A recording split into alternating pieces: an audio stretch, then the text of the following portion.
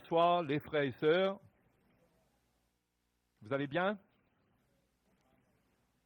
Vous avez été là hier soir? Hein?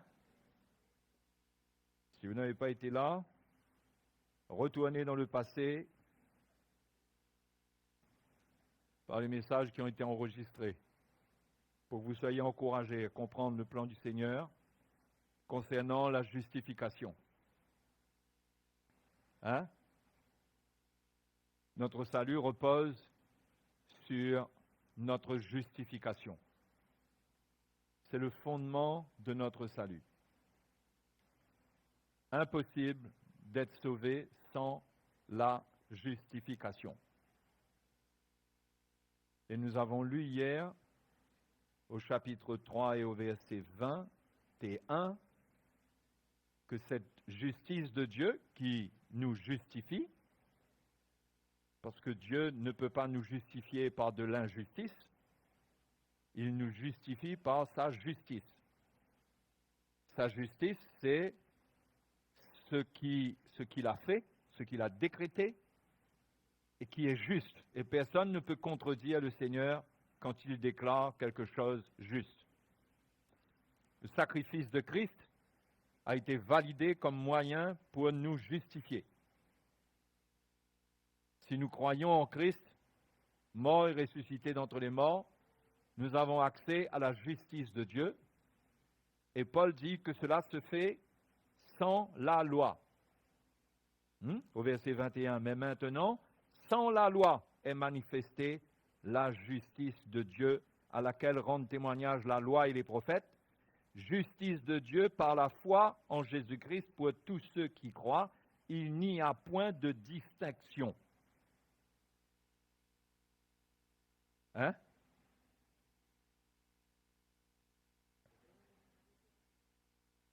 Ben, il me semble, oui. Je n'ai pas dit la référence. Ah, le livre, non. Ben, je n'ai pas besoin de vous dire. On est dans Romains. Romains, chapitre 3, excusez-moi. Hein? Donc, la justification se fait sans la loi. C'est quelque chose, ce sont des déclarations insupportables pour les légalistes, pour les juifs légalistes, pour les judaïsants, pour tous ceux qui donnent à la loi une valeur sacrée qui est même plus sacrée que l'évangile de Christ. C'est pourquoi c'est tellement insupportable que ça réveille des persécutions même dans les milieux chrétiens. C'est ce qui se passait à l'époque de l'apôtre Paul. Mais pourtant, Paul a été clair. Il a accepté d'être persécuté pour ce qu'il disait. Mais il avait une claire révélation de Christ. Sans la loi est manifestée la justice de Dieu pour nous justifier. Si nous croyons en Christ, nous ne croyons pas en la loi capable de nous sauver. La loi ne peut rien pour nous, pour personne, même pas pour le juif, parce qu'il a déjà démontré au chapitre 3 avant que tous sont sous l'empire du péché, les juifs et les grecs. Et tous ont besoin d'un même moyen de rédemption, de justification, c'est le sang de Christ. Et cela se fait sans mélange. De même qu'on ne mélange pas le sang de Christ avec le sang des animaux, on ne mélange pas la parole de Christ avec la loi de Moïse. C'est immélangeable. D'accord? Ça va jusqu'à quel point? Hein? Jusqu'à quel point? C'est pas parce qu'on est quelqu'un qui accomplit la loi des 10 commandements qu'on sera justifié. On peut être quelqu'un qui ne vole pas, qui ne commet pas d'adultère. On peut être quelqu'un qui pratique la loi, comme on le voit, qui ne calomnie pas, etc. On peut être quelqu'un qui accomplit cela parfaitement, et pourtant être injustifiable. Ne pas pouvoir être justifié. L'accomplissement de la loi ne peut pas nous justifier, parce que la loi, nous l'avons vu hier soir, elle a été donnée, c'était des ordonnances charnelles, ce n'était pas des ordonnances spirituel, même si la loi, elle est spirituelle, mais le but de l'ordonnance, c'était de régler la condition de l'homme dans la chair, c'est-à-dire l'homme irrégénéré, qui n'est pas né de nouveau. Okay? La loi a été donnée avant que vienne Jésus, parce que quand le Seigneur vient, les croyants naissent de nouveau, ils reçoivent l'Esprit de Dieu, ils sont justifiés par le sang de Christ, ils n'ont aucune raison de retourner vers la loi pour les justifier. Premièrement, parce que la loi ne veut pas le faire, et deuxièmement, parce que le moyen qui est maintenant donné est supérieur et parfait. Hein? C'est pas une bonne nouvelle, ça? Hein? Maintenant, sous la nouvelle alliance, nous sommes gratuitement justifiés. D'accord? Gratuit. C'est gratuit. C'est la foi. C'est par la foi. C'est gratuit. C'est comme si que je vous paye quelque chose, vous avez besoin seulement de croire et de vous rendre à l'endroit avec le bon que je vous donne et vous obtiendrez ce que je vous ai promis. Ce n'est pas vous qui payez. Vous croyez et vous agissez par la foi. Et vous recevez. C'est ça qui est gratuit. C'est comme cela que c'est gratuit. Jésus a tout accompli pour nous. Alléluia. Nous nous en réjouissons. Et nous ne voulons pas retourner à l'observation de la loi, à l'obéissance de la loi, pour paraître juste. Non. Il est impossible dans la chair d'être juste, même si on accomplit la loi. Vous avez remarqué que Paul, Philippiens chapitre 3,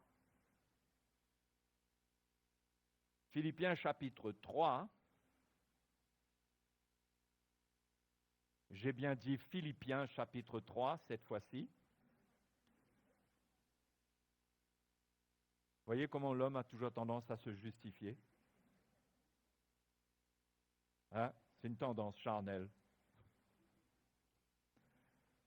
Mais Paul dit au verset 4 du chapitre 3, au verset 3, pardon, « Car les circoncis, c'est nous les chrétiens, les croyants de la Nouvelle Alliance, qui rendons à Dieu notre culte par l'Esprit de Dieu, qui nous glorifions en Jésus-Christ et qui ne mettons point notre confiance en la chair. » On ne peut pas mettre notre confiance en la chair. On ne peut pas mettre notre confiance en ce que l'on accomplit dans la chair. Ça n'a aucune valeur pour nous justifier, pour nous sauver. Et Paul dit, moi aussi, cependant, j'aurai sujet de mettre ma confiance en la chair. Ah ouais. Le premier, si quelqu'un croit pouvoir se confier en la chair, je le puis bien davantage. Moi, circoncis le 8e jour de la race d'Israël, de la tribu de Benjamin, hébreu né d'hébreu, quant à la loi, pharisien, quant aux zèles, persécuteurs de l'Église, irréprochable à l'égard de la justice de la loi. Hein? On parle ici d'un homme qui était irréprochable à l'égard de la justice de la loi. Et qui dit, mais ces choses, verset 7, qui étaient pour moi des gains, je les ai regardées comme une perte à cause de Christ. Et même je regarde toutes choses comme une perte à cause de l'excellence de la connaissance de Jésus-Christ, mon Seigneur, pour lequel j'ai renoncé à tout. Je les regarde comme de la boue afin de gagner Christ. Hein? Paul était impeccable au niveau de la loi. Mais quand il a rencontré le Seigneur, il a compris que toute sa justice qu'il pratiquait dans la chair n'avait aucune valeur. Premièrement, parce que il a dû réaliser que ces choses-là n'ont pas changé son cœur. Qu'il était dans une pratique qui lui donnait l'apparence d'un bon pharisien, mais qu'au fond de lui, il n'y avait pas de changement. Hein? Il n'y avait pas de véritable changement. Parce qu'on peut avoir une vie d'apparence impeccable, mais au-dedans de nous, Ça peut être corrompu. Ça peut être animé de mauvais sentiments, de mauvaises pensées.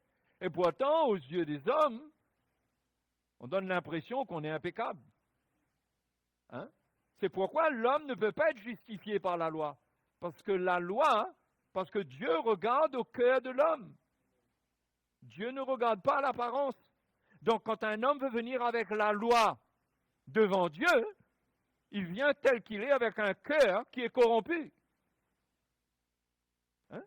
Et ce cœur qui est corrompu ne lui permet pas de s'approcher de Dieu. Sa conscience va l'accuser. Il ne pourra pas supporter d'être en présence de Dieu. Ça, c'est un changement, c'est une œuvre qui vient sous la nouvelle alliance. C'est la justice qui est manifestée en Christ qui change le cœur de l'homme. C'est pourquoi Paul dit, bien que j'ai des irréprochables à l'égard de la justice de la loi, eh bien, toutes ces choses que j'ai pratiquées, c'est de la boue. C'est rien, c'est une perte pour gagner Christ. Hein? Gagner Christ, ce n'est pas gagner Moïse et la pratique de ses lois. Donc, voilà que lorsque Paul présente son curriculum vitae, ben, personne ne peut le battre et lui, il partage son témoignage. Hein? Et comment nous-mêmes, personne d'entre nous, ne pourrions dire, eh ben, nous avons fait des choses, nous avons pratiqué la loi, nous sommes, avec ça, ben, nous sommes bien, Dieu est content.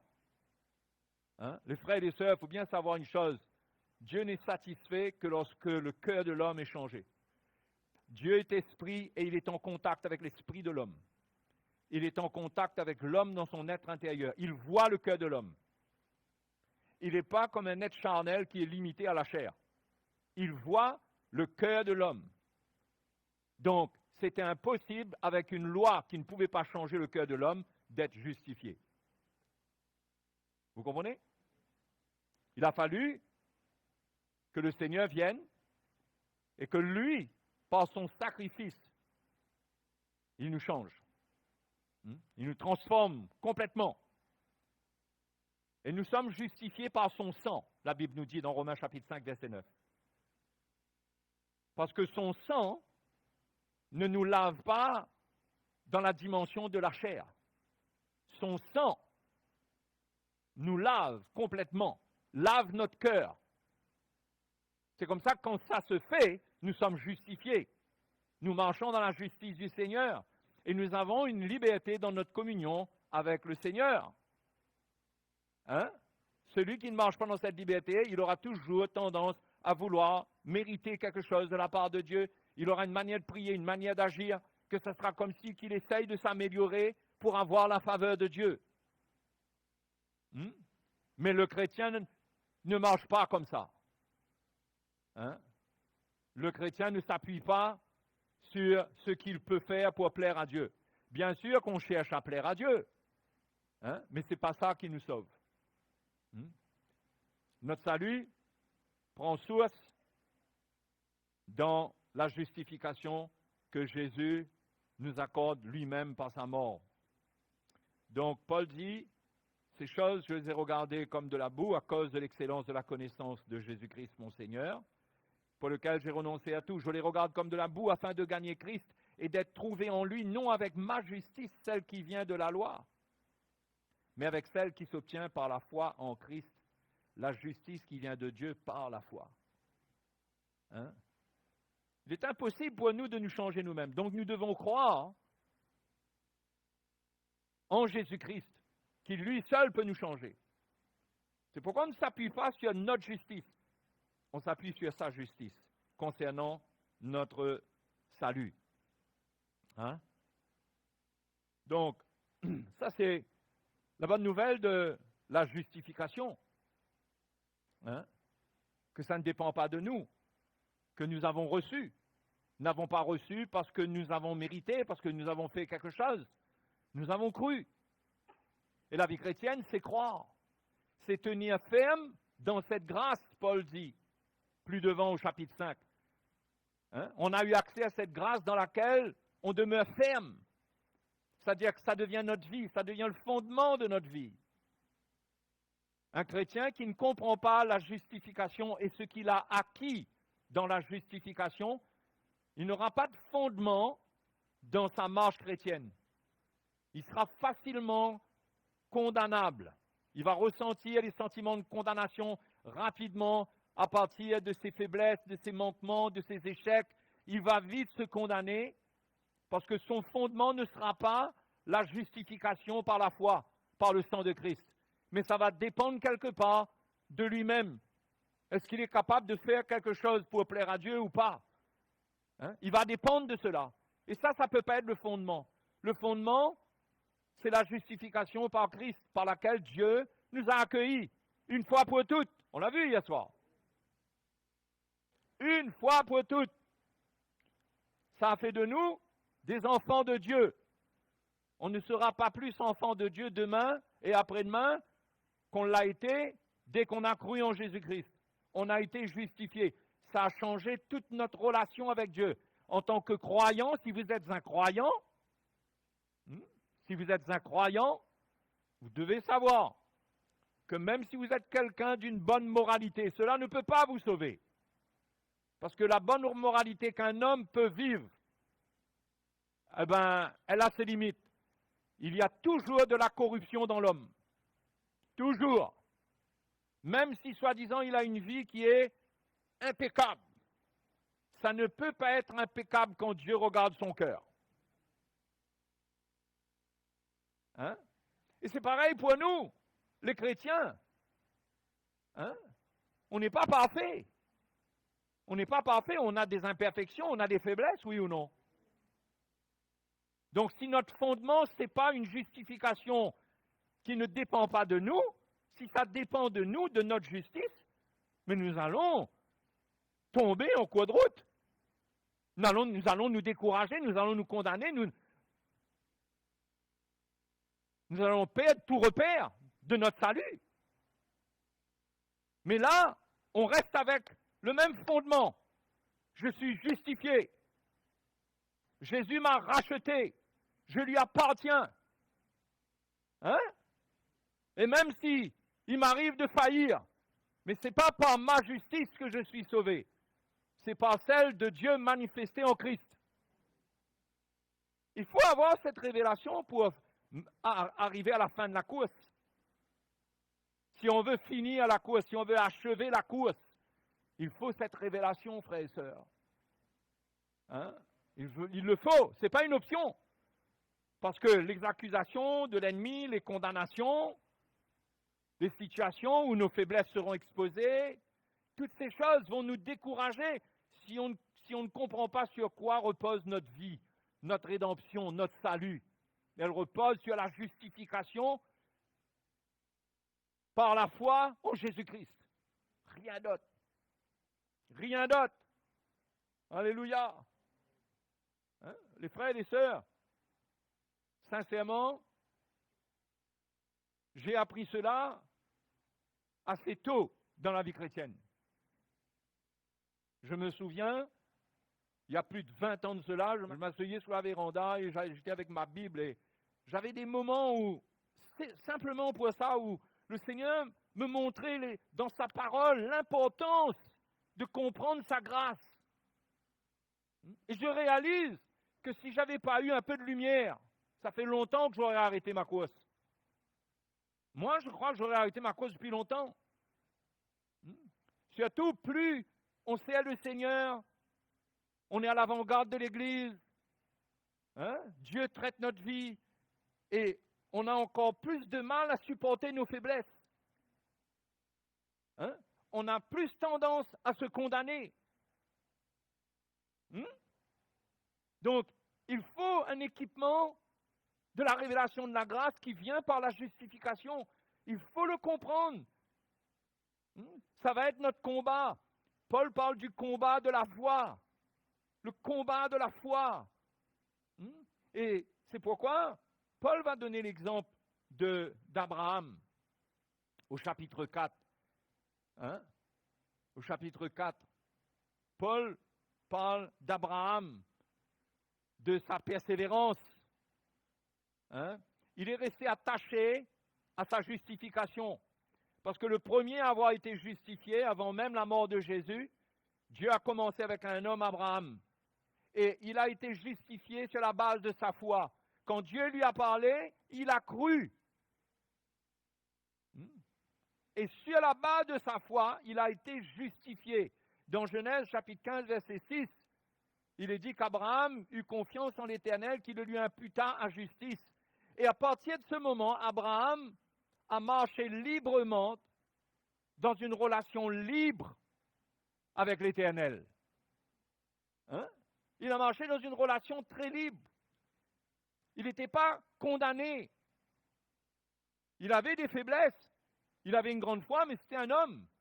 Même si c'était peut-être sûrement un homme d'une grande piété. Hein? Mais il sortait d'un milieu païen. Il sortait d'un milieu idolâtre. OK? Et même après, quand il a rencontré le Seigneur, il devait avoir des faiblesses quelque part. Mais Abraham a été justifié et il s'est appuyé sur cette justification. Il a ressenti qu'en croyant en Dieu, Dieu l'a accepté, qu'il n'y avait pas de mur entre lui et Dieu, qu'il pouvait marcher avec Dieu. Hein? Et à cette époque, Jésus n'était pas encore venu, Jésus n'était pas encore mort. Mais il a ressenti ça dans le cœur de Dieu. Je ne sais pas si Dieu lui a dit, qu'est-ce que Dieu lui a dit, mais la Bible nous dit qu'ayant mis sa foi, ayant cru, quand il a accepté l'appel de Dieu de sortir de là où il était de sa patrie pour obéir à la voix de Dieu, il a mis sa confiance, Dieu lui a fait des promesses, il a cru, il a été justifié. Plus de problème entre lui et Dieu. Dieu ne revenait pas vers lui concernant certaines faiblesses. On voit que Dieu revenait vers lui pour le nourrir de la promesse, pour le nourrir, pour nourrir sa foi, pour qu'il soit affermi dans la foi, pour qu'il persévère dans la foi, pour qu'il croie, parce qu'il n'allait pas pouvoir arriver à obtenir la promesse s'il ne restait pas dans la foi qui lui avait permise d'être justifié au départ. Ça n'aurait pas été possible. Hein? Mais il a été justifié par la foi. Et Paul donne l'exemple d'Abraham. Parce qu'Abraham était important pour les Juifs. Si Paul arrive à prouver qu'Abraham a été justifié par la foi, les Juifs devaient accepter cela. Donc Paul rentre dans une démonstration pour démontrer qu'Abraham a été justifié avant sa circoncision. Il a reçu la justification avant qu'il soit circoncis. Donc, la justification n'a rien à voir avec la circoncision et la loi qui suit. Ça s'est passé avant. Donc, la justification est pour tous, pour les Juifs, pour les païens, pour tout le monde. Ce n'est pas seulement pour les Juifs et ce n'est pas rattaché à la loi. Donc, Paul, il fait la démonstration dans les Écritures et au chapitre 4, on va lire à partir du verset 1, il va partager la justification dans laquelle Abraham a marché, qu'il avait reçue et qui lui a permis d'aller jusqu'au bout et d'obtenir la promesse. Que dirons-nous donc, verset 1 du chapitre 4, que dirons-nous donc qu'Abraham, notre père, selon la chair, a obtenu? Si Abraham a été justifié par les œuvres, il a sujet de se glorifier, mais non devant Dieu. Car que dit l'Écriture? Abraham crut à Dieu et cela lui fut imputé à justice. Or, à celui qui fait une œuvre, le salaire est imputé non comme une grâce, mais comme une chose due. D'accord? Si quelqu'un fait quelque chose, on lui paye un salaire parce qu'il a fait quelque chose. C'est ça que Paul est en train de dire. Et celui qui ne fait point d'œuvre, mais qui croit en celui qui justifie l'impie, sa foi lui est imputée à justice. Hein? Donc, celui qui, sans faire d'œuvre, il reçoit un salaire, quelque part, ok? Il reçoit la justification, eh bien, ce n'est pas sur la base de ses œuvres. Et c'est simplement parce qu'il crut, et c'est ce que l'Écriture dit. Abraham crut à Dieu, et cela lui fut imputé à justice. Verset 6, Paul fait une transition vers David. Il dit, de même, David exprime le bonheur de l'homme à qui Dieu impute la justice sans les œuvres. Quel bonheur de savoir qu'on est justifié sans les œuvres. Mais ça devrait être un sujet de louange dans la bouche des chrétiens. On devrait être heureux de cela. Hein? Quel bonheur d'être justifié Aujourd'hui encore, on est justifiés, nous sommes les justes du Seigneur. Hein? Notre relation est droite avec Dieu. Tout a été réglé par la mort de Jésus. C'est quelque chose qui vient du Seigneur qu'il nous donne. Mais ça, c'est un bonheur. Un cadeau, ça rend heureux en principe, un cadeau. Hein? S'il y a quelque chose qui donne un petit peu de bonheur, c'est un cadeau. Quoique le Seigneur a dit qu'il y a plus de joie à donner qu'à recevoir. Hein? Mais le salut, recevoir le salut en cadeau, ça devrait, hein? On devrait être dans la joie. Parce que ce n'est pas quelque chose qui change. Dieu ne nous vole pas ce cadeau-là. Le diable veut nous voler, mais il ne peut pas nous le voler. Il peut vous faire croire qu'il vous le vole en vous condamnant si vous n'avez pas la lumière. Mais le diable ne peut pas vous voler cela.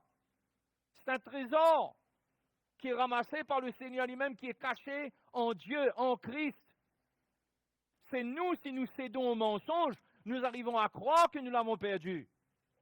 Mais nous ne devons pas céder au mensonge. Il y a des jours qui sont des jours mauvais pour nos pensées, pour notre tête.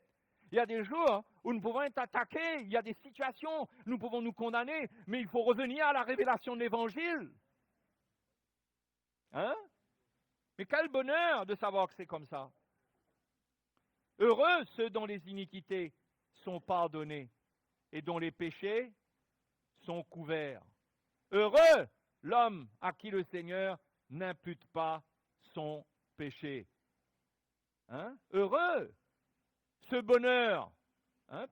Comment Paul insiste sur le bonheur, les frères et les sœurs. C'est un bonheur. Si on perd le bonheur de notre justification, ça veut dire que nos yeux ne sont plus sur le Seigneur. Peut-être que nos yeux sont sur nous-mêmes. On est en train de se regarder, on est en train de tirer les conclusions sur nous. Hein? Mais mes frères et les sœurs, on ne doit pas tirer des conclusions sur nous. On ne doit avoir que la conclusion que le Seigneur tire sur nous. Oui ou non? Hein? C'est la seule conclusion qu'on doit tirer sur nous-mêmes. On ne doit pas obéir à l'Évangile, c'est ne pas avoir un sentiment personnel à propos de nous-mêmes. Hein? C'est de se regarder d'après ce que la parole de Dieu dit. Ça ne veut pas dire que maintenant, je ne parle pas ici que lorsqu'on a besoin de se repentir, on va repousser la repentance parce qu'on continue à se regarder comme quelqu'un qui est merveilleux. Je parle de la justification qui fait qu'on appartient au Seigneur, que Dieu nous aime. L'amour de Dieu ne change pas envers nous parce que nous avons failli quelque part. Quand on faillit, on a besoin de se repentir. On a besoin au contraire de rester dans une relation avec Dieu qui est intègre, qui est droite, et reconnaître et revenir vers le Seigneur. Et quand on se repent, on retrouve la lumière, la communion avec le Seigneur. On ne perd pas le bonheur d'être chrétien. Hein?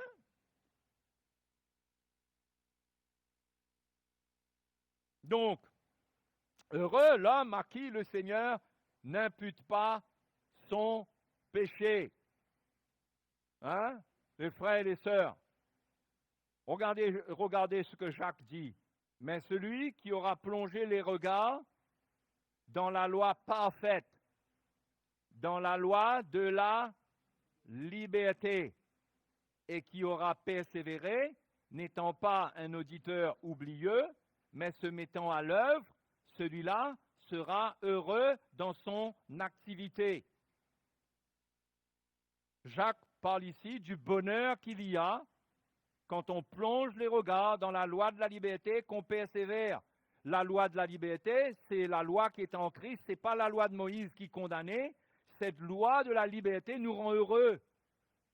Si on la met en pratique, si on s'identifie à elle, si on accepte ce qu'elle nous dit, si on accepte ce qu'elle nous montre, on ne peut être qu'heureux. Hein?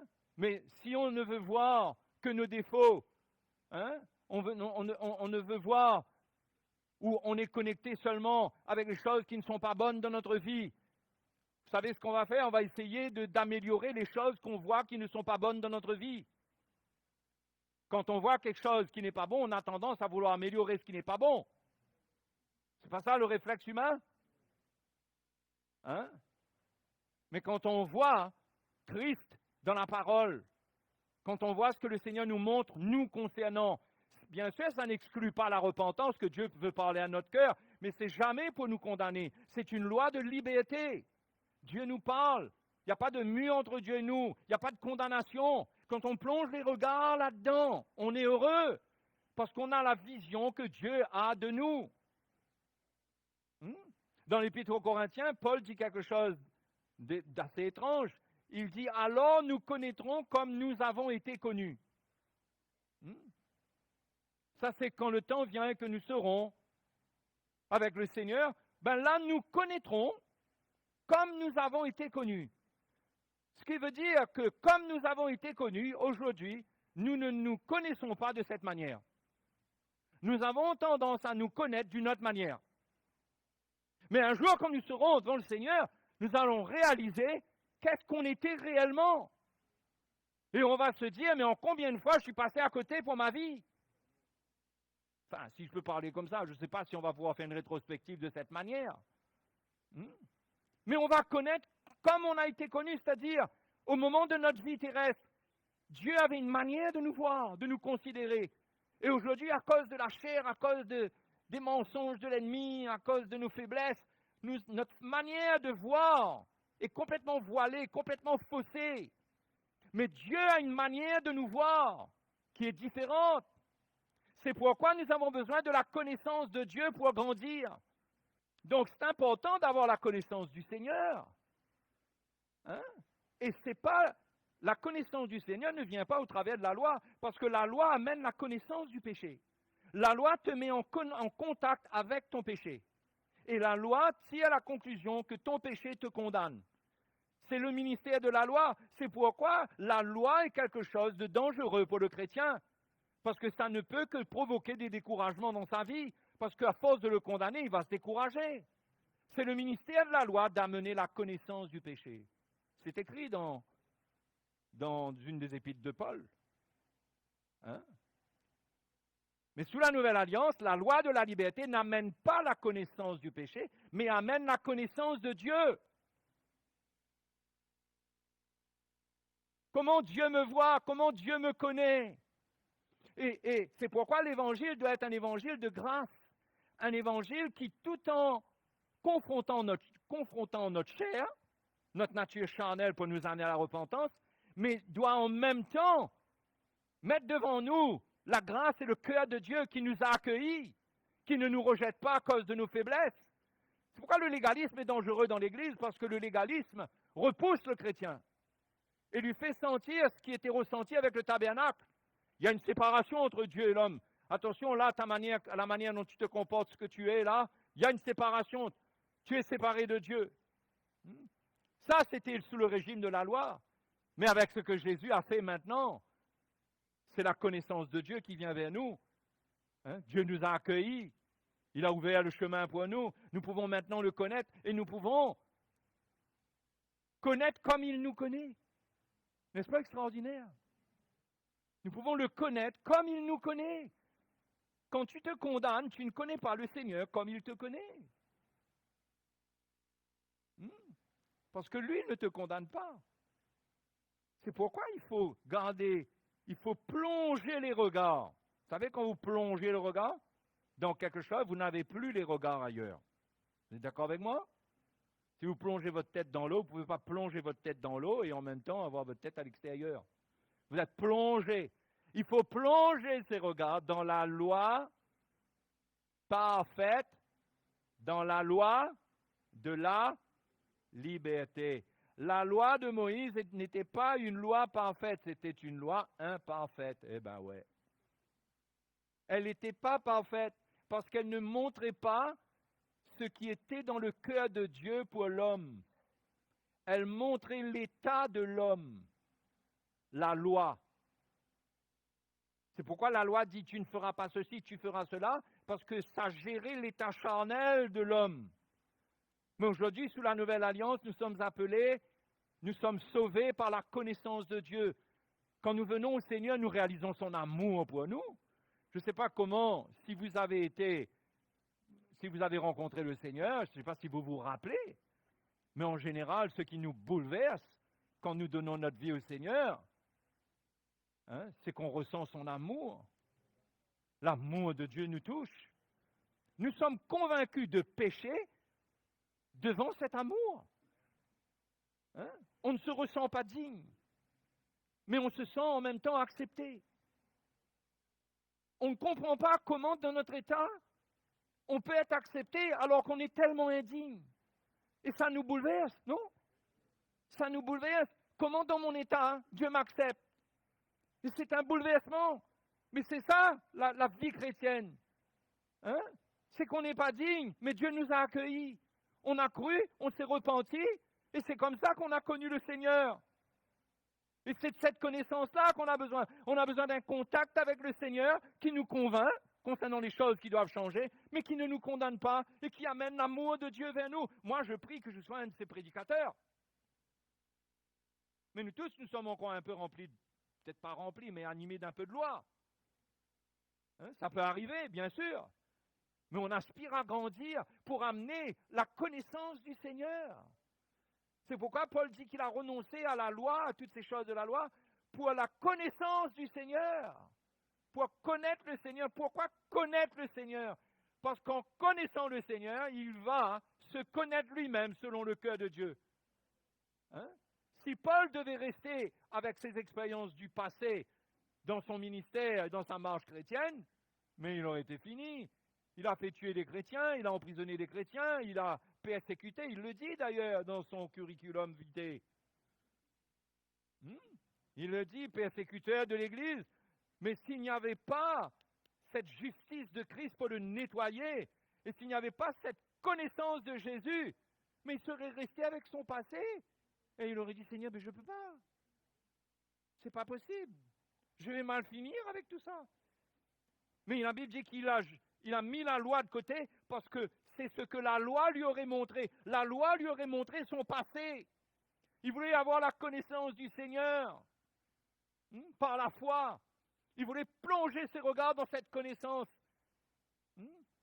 Et c'est comme ça qu'on a besoin de courir notre course, en plongeant les regards en Christ dans la loi parfaite. La loi de la liberté, pas une loi qui nous condamne. Mon frère, ne te regarde pas dans le faux miroir. Il n'y a pas de vrai miroir à part la parole du Seigneur portée dans la révélation de la nouvelle alliance. Un évangile qui est apporté dans un autre esprit que l'esprit de la nouvelle alliance, c'est un évangile qui ment concernant les sentiments et le cœur de Dieu pour toi. C'est un évangile qui te ment. Ce n'est pas un évangile de liberté, ça ne va pas te libérer. L'évangile qui libère, ça ne produit pas en toi le goût, l'autorisation de vivre dans les ténèbres, dans le péché. Non, ça va te convaincre. Tu ne pourras pas venir, si tu es dans la lumière devant le Seigneur, tu ne pourras pas prendre plaisir au péché et utiliser la justice de Dieu pour vivre dans les ténèbres. Tu ne pourras pas vivre comme ça, parce que tu ne vas pas être bien toi-même. Mais quelqu'un qui est en train de marcher avec le Seigneur, il peut s'attacher à cette justification qui est réelle, qui est vraie, et qui le met. Vous savez, la justification restaure la relation. Ça rétablit la relation. Nous sommes en relation avec lui. Dieu nous accepte comme on est. Maintenant, ce qu'on a besoin, c'est quoi? C'est d'être vrai. C'est d'être vrai. Vous comprenez? Et dans cette attitude où nous sommes vrais, Dieu va nous faire goûter, nous allons ressentir de lui ce que nous sommes réellement pour lui. Nous n'allons pas ressentir autre chose. Le verset 22 de Jacques dit « Mettez en pratique la parole et ne vous bornez pas à l'écouter en vous trompant vous-même par de faux raisonnements. » Voilà le problème. Le problème, c'est les faux raisonnements. Les oui, mais on a toutes sortes de choses à dire. Non, mets-la en pratique. Vis cette parole. Sois heureux. Dieu t'a accueilli. Réjouis-toi. Ne te construis pas une vie chrétienne dépressive, avec une croix qui t'abat. Hein? La croix t'a justifié, toi et moi. Christ a souffert pour nous. Nous sommes les plus heureux qui existons sur cette terre. Nous avons reçu le plus grand don qui vient du plus grand qui est assis sur le trône le plus élevé. Nous avons reçu le don ineffable. Nous avons reçu un don qui n'a pas de prix, qui ne se paye pas avec de l'or et avec de l'argent. Nous avons reçu le plus grand cadeau. L'homme le plus riche de la terre ne peut pas se payer ce qu'on a reçu. Hein? Donc attention d'avoir les regards ailleurs que dans cette loi de liberté et d'être dans des raisonnements où ta tête travaille tellement que tu broies du noir et tu broies du noir et tu broies du noir. Vous savez, quand on est en train de broyer quelque chose, on broie et après on récupère, on broie encore jusqu'à ce que ça soit bien fin, on broie encore. Hein? Va lire dans la parole du Seigneur, va lire les psaumes de réjouissance. Regarde dans la parole de Dieu ce que Dieu dit pour toi. Oui, tu as des faiblesses. Et alors? Et alors? La Bible dit, si Dieu nous traitait selon nos iniquités, il dit, mais qui subsisterait? Qui? Mais Dieu ne nous traite pas comme cela parce qu'il a traité ce que nous méritons. Il l'a appliqué en Christ. Il ne peut plus le faire. Est-ce que vous comprenez ça? Il ne peut plus aujourd'hui prendre ce qui s'est passé en Jésus à la croix. Il ne peut plus le remettre sur nous. Il ne peut plus. Ce ne serait pas juste de sa part. Parce que sa justice a été manifestée en Christ. Elle a été accomplie. Donc, il ne faut pas accepter des états, un genre d'état qui ne vient pas du Seigneur. Jacques dit, tout don parfait vient d'en haut du Père des Lumières. Tout don parfait, tout don parfait.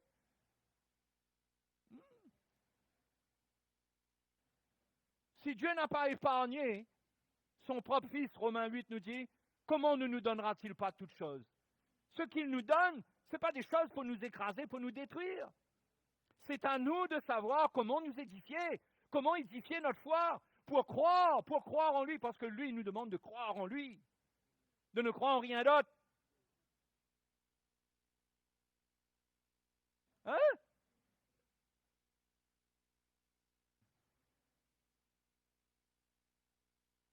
Car si quelqu'un écoute la parole et ne la met pas en pratique, il est semblable à un homme qui regarde dans un miroir son visage naturel. Vous voyez, ça c'est le visage naturel. Dans un miroir naturel, on regarde quoi? On regarde un visage spirituel? Donc il donne l'exemple. Et qui après s'être regardé s'en va et oublie aussitôt comment il était. Là on croirait qu'il s'agit seulement des tâches. Mais ceux qui se regardent dans le miroir en général, c'est pour s'assurer que... Hein? Et quand on part, on est comment? On est heureux, on est présentable, on est OK. Non? Donc ce qu'on regarde doit nous rendre heureux. Non? Et qui après s'être regardé s'en va et il oublie aussitôt comment il était, s'il ne met pas en pratique. Ça veut dire qu'il n'a pas vu ce qu'il devait voir, ou bien on lui a présenté un faux miroir. Il faut le vrai miroir. L'évangile doit être pur. Pardonnez-nous si parfois ce n'est pas entièrement pur, il y a un petit peu de loi qui passe, un petit peu. Mais ça vient, ça va grandir.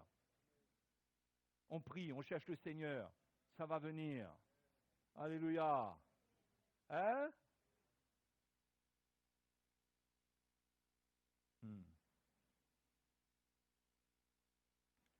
Donc allons retourner dans Romains.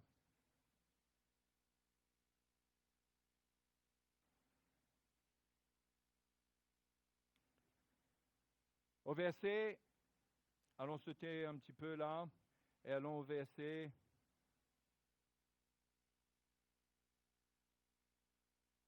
verset 12, disant qu'Abraham, est le père des circoncis, chapitre 4, qui ne sont pas seulement circoncis, mais encore qui marchent sur les traces de la foi de notre père Abraham quand il était incirconcis. Donc il s'agit de marcher sur les traces de notre père Abraham, les traces de sa foi. Quelle était sa foi? C'était fondé sur quoi sa foi? Il a été justifié par la foi. Sa vie s'est reposée sur cette justification. Abraham devait être un homme heureux. Hein? Heureux. Il était dans son idolâtrie, il était là-bas, dans son pays idolâtre. Dieu l'appelle et Dieu le justifie. Dieu ne lui parle même plus de ce qui s'est passé. Dieu ne lui parle même pas de son petit problème du présent. Dieu l'encourage. Il est heureux. Il a un Dieu qui le considère d'une manière qu'il ne pouvait pas prévoir. C'était impossible de s'imaginer qu'on puisse connaître Dieu de cette manière. C'était heureux. Nous sommes appelés à marcher sur les traces de sa foi. Verset 13, en effet, ce n'est pas par la loi que l'héritage du monde a été promis à Abraham ou à sa postérité, c'est par la justice de la foi. Hein? Voilà ces traces. C'est les traces de la foi d'Abraham, c'est qu'il a marché à partir de la justice que Dieu lui avait donnée, que Dieu lui avait imputée. Il s'est accroché à ça. C'est pareil pour nous, les frères et sœurs. Devons nous attacher à ça, à notre justification. Hein? Verset où je suis, verset 14, n'est-ce pas? Car si les héritiers le sont par la loi, la foi est vaine, et la promesse est annulée. Car la loi produit la colère. Et là où il n'y a point de loi, notez bien ça, là où il n'y a point de loi, il n'y a point non plus de transgression. Waouh!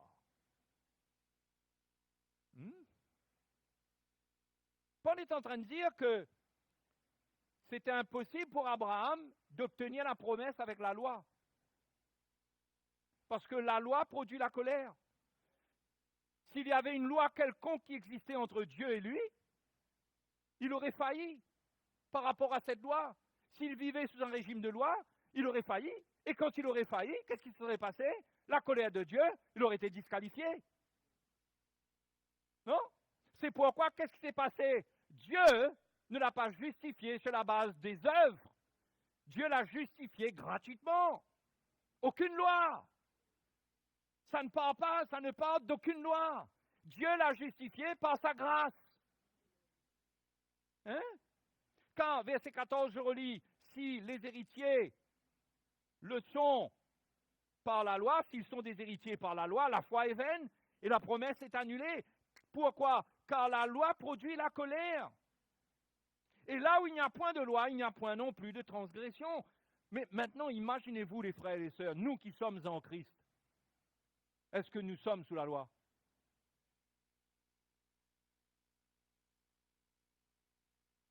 Là, je vais vous faire avaler un morceau qui fait beaucoup d'eau, là. Nous sommes sous la loi? Nous ne sommes pas sous la loi. Sous la nouvelle alliance, où est la transgression? Puisqu'il n'y a point de loi. Qu'est-ce que ça veut dire? Ça veut dire que le péché n'existe plus, on peut faire ce qu'on veut, on peut vivre n'importe comment? Non. Notre vie de sainteté dépend de l'esprit qui habite en nous. Nous ne sommes pas des transgresseurs de loi quand nous faisons quelque chose qui ne plaît pas à Dieu. Si c'était transgresseur de loi, on aurait eu affaire à la colère de Dieu. Donc, quand nous faillissons, nous ne sommes pas des transgresseurs d'aucune loi.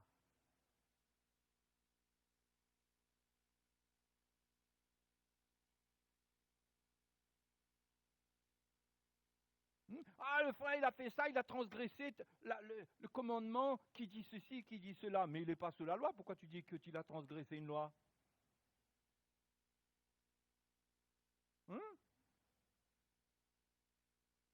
Il a peut-être désobéi à la voix de l'esprit.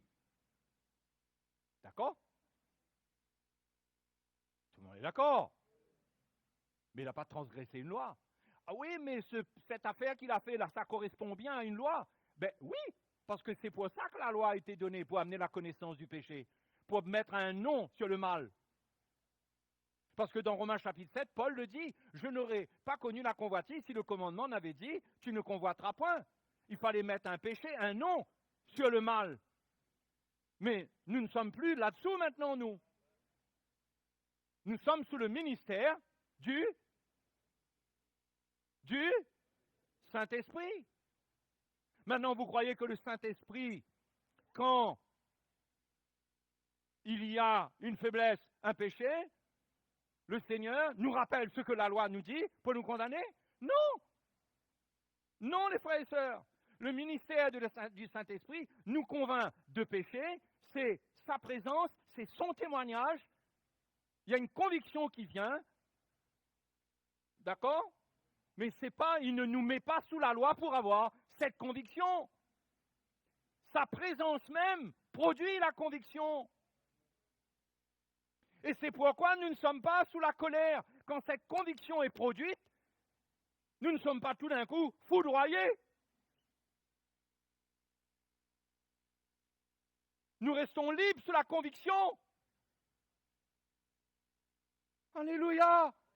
Est-ce que ça veut dire là qu'on va pécher? Hein? On va profiter du ministère du Saint-Esprit et on va pécher? Certainement pas. Vous savez pourquoi? Parce que si on n'est pas des transgresseurs, on va être des châtiés. Ah oui. Hébreux chapitre 12 nous parle du châtiment du Seigneur. Dieu nous châtie comme un père châtie ses enfants. Il ne nous châtie pas comme des gens, comme des transgresseurs, avec la colère. Il nous châtie pour nous faire participer à sa sainteté. Il y a un châtiment. Celui qui pêche, qui ne se laisse pas convaincre, qui ne se repent pas, qui continue, son papa va finir par prendre le bâton pour lui. Mais ne va pas le mettre en prison. Il ne va pas convoquer tous les juges pour dire, eh bien prenez-le, mettez-le en prison. Non, il s'en occupe. Dieu nous châtie pour notre bien, il nous châtie. Ah, c'est pourquoi on ne va pas prendre plaisir. Un chrétien qui est un vrai fils qui est légitime, il ne prend pas plaisir au péché, parce que la correction du Seigneur est plus puissante que la loi. La punition de la loi détruisait quelqu'un, la correction du Seigneur, c'est pour qu'il ait part à la vie. Donc, il ne faut pas croire qu'avec ce que je viens de dire là, qu'il n'y a plus de colère, parce qu'on n'est plus sous la loi, donc le boulevard est ouvert pour faire la fête. Et on y va, sur les Champs-Élysées. On a un boulevard ouvert devant nous. Non, il n'y a pas de condamnation, il y a une liberté, mais nous avons un Dieu qui prend soin de nous, qui maintenant, il y a une relation entre lui et nous, et il s'occupe de nous.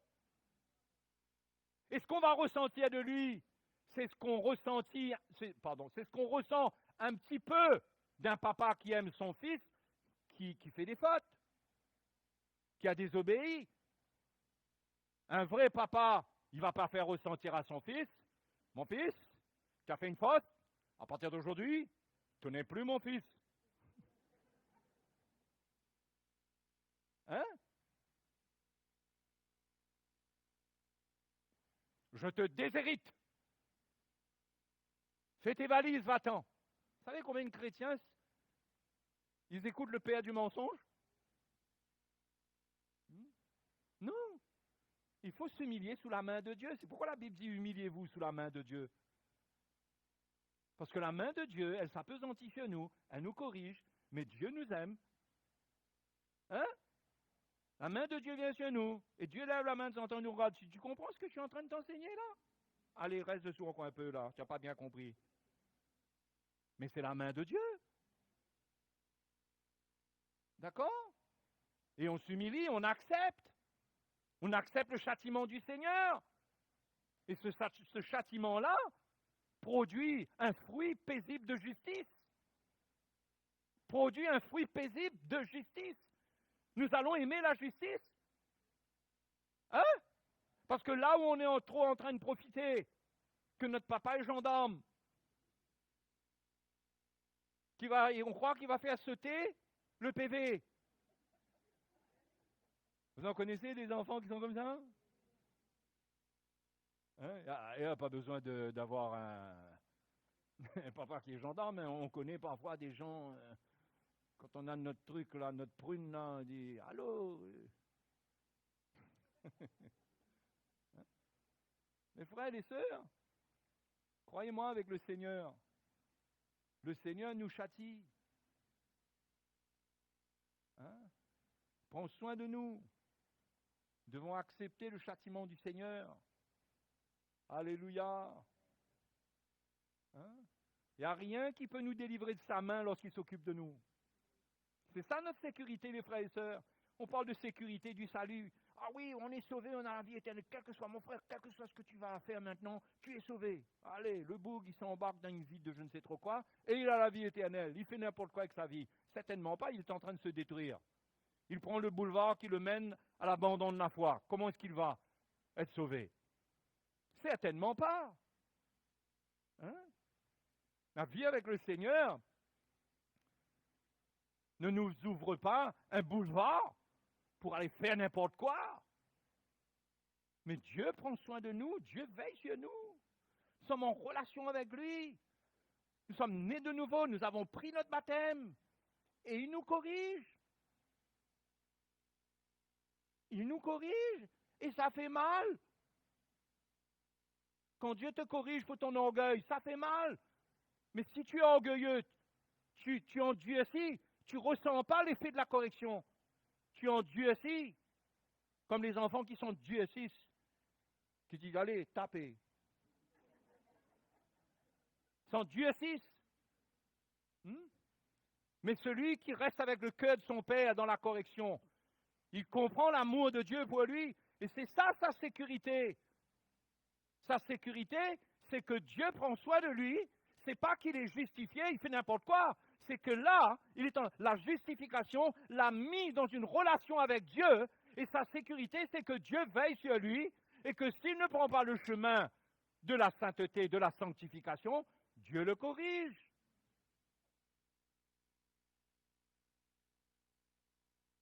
Et ça fait mal. Il y a plusieurs niveaux de correction. Et Dieu nous châtie pour notre bien. Hein? La justification ne vous met pas, ce que je suis en train de vous dire, c'est que la justification ne vous met pas en relation avec la colère de Dieu. Hein? D'accord? Quand vous faites une faute, croyez-moi, le Seigneur ne tourne pas dans le lieu très saint à se demander qu'est-ce qu'il va faire avec vous. Ça, c'est nous, ça. Ça, c'est nous, quand on a la mauvaise nouvelle sur l'enfant, qu'est-ce qu'il a fait? On va dans notre chambre pour ne pas exploser devant tout le monde, et on bat du poing sur la table et sur le mur. Ça, c'est nous. Mais croyez-moi que Dieu, il n'est pas paniqué, lui, il est le Tout-Puissant. Vous comprenez? Il n'y a pas de colère qui se manifeste.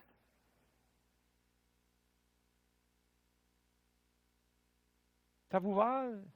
Je suis clair dans les fraises? Ou bien je vous raconte une histoire? C'est trop beau pour être vrai.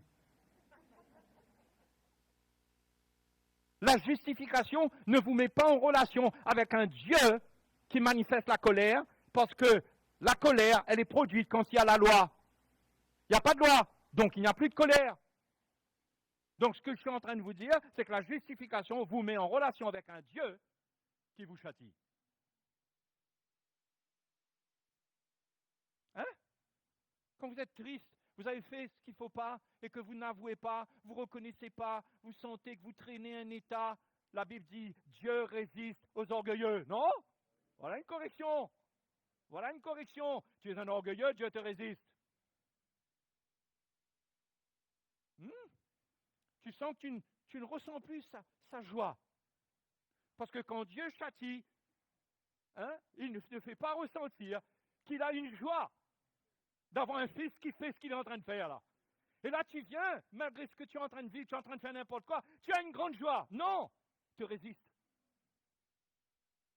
Ça ne veut pas dire que tu n'es plus un fils. Mais aujourd'hui, papa ne partage pas sa joie avec toi. Oh! Tu vois, la Bible dit, supportez le châtiment, car c'est comme des fils que Dieu vous traite. Il faut supporter, il faut se poser les bonnes questions.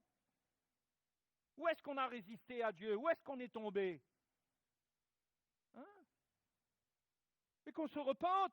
Et quand on se repent, on revient devant lui. Et il nous dit, ah, tu as compris. Hein? Et là, il y a une paix qui va recommencer à venir. Et là, on est exercé à prendre le chemin qu'il faut, pas par des lois, mais parce que lui-même s'occupe de nous. Frères et sœurs, il faut accepter que Dieu s'occupe de chacun de nous. La justification, elle est individuelle, elle n'est pas collective, elle est individuelle. C'est votre expérience. Vous avez été justifié pour être mis en relation avec Dieu, qui est votre Père, à travers Jésus-Christ. Donc, Dieu s'occupe de vous. Soyez sensibles, acceptez, humiliez-vous, reconnaissez. Faites pas comme si, ne vous justifiez pas. Quand Dieu vous reprend, ne vous justifiez pas, acceptez. Et vous allez être heureux, vous allez ressentir que vous êtes un fils légitime. Dieu vous reprend, vous acceptez, vous vous humiliez, vous ressentez le réconfort du Saint-Esprit. Le consolateur qui vient te voir et qui te dit, ben c'est bien, tu ne vas pas rester avec ça toute ta vie là. Hein? Allez, relève-toi, va faire un bisou à papa. Prenez pas ça à la lettre. Hein. Vous comprenez? Hein? Allez, prends courage, continue. Hein? On a une communion avec le Saint-Esprit. L'Esprit de Dieu nous encourage. Il vient avec nous. Donc soyons pas mal élevés. On ne va pas se comporter comme des sauvages. Ah non, moi pardonner, non, moi me repentir, non, non, pas question. Non, humilie-toi. Dieu te corrige. C'est bon ça. Les frères et les sœurs, c'est bon d'être corrigés par le Seigneur. Quand vous êtes repris, ça peut être au travers de l'autorité, ça peut être dans une circonstance, ça peut être un jeune dans sa relation avec ses parents. Tout ça représente l'autorité du Père. La correction peut venir dans ces choses. D'accord? Quand des choses se passent, il faut s'humilier. Il faut s'humilier. Il faut apprendre à s'humilier. Parfois, vous avez des gens, ils ne font pas ce qui est bien. Vraiment, ils ne font pas ce qui est bien. Ça arrive à tout le monde de faire ce qui n'est pas bien. Mais, parce que Dieu estime qu'il faut le reprendre sur ce qui n'est pas bien, Dieu permet que quelqu'un lui parle pour lui dire c'est pas bien. Mais ce quelqu'un qui parle pour lui dire que c'est pas bien, parfois il n'est pas parfait pour lui dire c'est pas bien. Parce que si Dieu doit chercher quelqu'un qui est parfait pour aller lui dire que c'est pas bien, je ne sais pas s'il va trouver. Vous comprenez? Donc il utilise quelqu'un qui n'est pas parfait pour lui dire que c'est pas bien. Et celui qui vient lui dire c'est pas bien, il vient lui dire avec ce qu'il est, comme il est. S'il est un petit peu sec, ben il ne peut pas tout d'un coup être mouillé là. Hey. Il est ce qu'il est, comme il a été accepté par le Seigneur l'a accepté comme il est, un peu sec. Il est comme ça. Vous savez ce qui se passe, vous? C'est que quand quelqu'un se fait corriger par quelqu'un qui n'est pas parfait, vous savez l'iniquité qui se manifeste, où? C'est qu'on fait ressortir le pas bien de celui qui nous a dit que c'est pas bien. Au point que là, on n'est plus avec notre affaire qui n'est pas bon. Hein? Ah, il n'aurait pas dû parler comme ça. Le point n'est pas ça. Mais là, dans ta vie, le point qui a été touché, tu dois te repentir, oui ou non? Ah ben ça, nous on va après. Hein. Mais moi, la loi, moi non, moi. Vous comprenez? L'iniquité de la chose. On doit s'humilier, même devant l'imperfection. Oh! Ah ben c'est vrai, l'idéal c'est que il est venu avec 100% du cœur du Seigneur.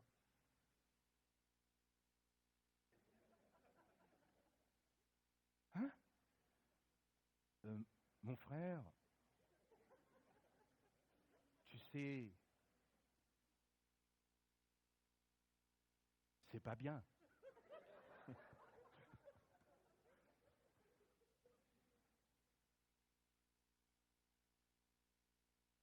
Non, non, non, mais c'est sérieux. Et même qu'on parle comme ça, il va se retourner pour dire l'hypocrite, sa manière douce. Je sais très bien comment il est d'habitude. Vous comprenez? Vous comprenez comment la chair s'est corrompue. Ça sent mauvais.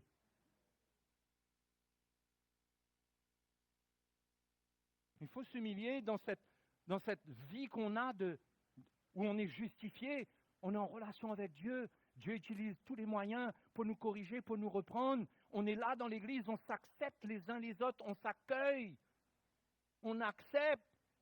Pareil pour les anciens. Ah, moi j'aime bien frère un tel. Il y a des frères, ils courent partager leur cœur avec frère un tel. Parce que lui, il n'est pas comme l'autre frère. Le frère, tu présentes le truc, il a un grand couteau, tu t'y.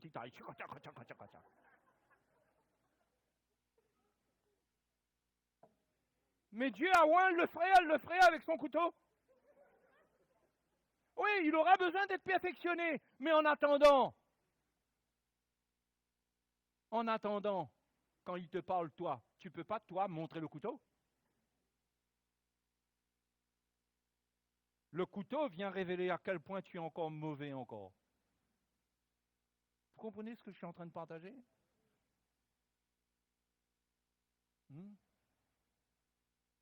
Et c'est là où le bas blesse dans la relation qu'on doit avoir avec le Seigneur.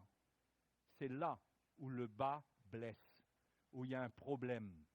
On refuse la relation qu'on doit avoir avec le Seigneur.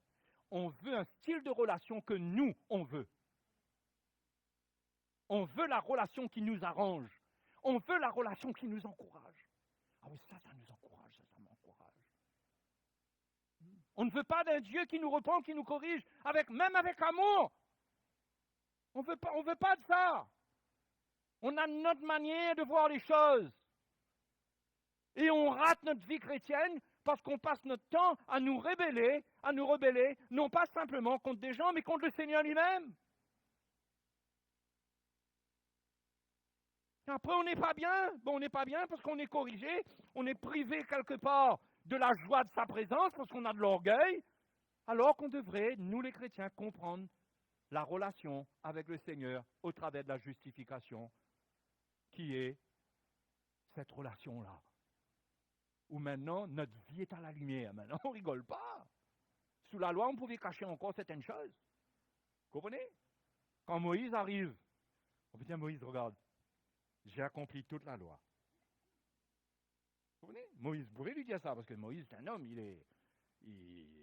c'est l'élu de Dieu, mais c'est un homme. Il va te dire, va mon fils, c'est très bien. Mais avec le Seigneur, c'est fini. Oh! Avec le Seigneur, maintenant qu'on est introduit dans une relation avec lui, c'est fini ça! On ne peut plus rien cacher! On n'a plus rien pour nous justifier, parce que cette justice-là nous enlève notre justice. On ne peut plus nous cacher. On ne peut plus justifier ce qui ne va pas. On a besoin simplement de nous humilier. Point barre.